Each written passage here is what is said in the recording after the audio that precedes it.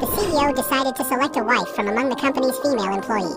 In order to become the CEO's wife, the female employees all dressed up elaborately. But when they walked into the office, the CEO did not look at their faces. He only shook hands with each woman. The female employees stepped forward one after another. The CEO's hands had become red and itchy, yet he still hadn't found the right person. And the reason he used this strange method to choose a wife was that he had been cursed. Every time he came into contact with a woman, his whole body would itch uncontrollably. He sought out top doctors everywhere, but no one could cure him. Until one day, an old man told him, "This isn't an illness. You've been cursed by someone." Except for the woman who cast the curse, he would have an allergic reaction when touching any other woman. Upon hearing this, he flew into a rage. He remembered a woman he had met by chance 7 years ago. He immediately concluded that it was that woman who had cast the curse and swore to find her no matter what. But in fact, the woman was also looking for him. It turned out that after that encounter, she had not only lost all her magic power, but also accidentally gotten pregnant and given birth to quintuplets. Because her children were too naughty, the teacher was worried that the children would tear the house down, so she told the woman to take the 5 children to find their father. The teacher also helped her find a job as a feng shui consultant.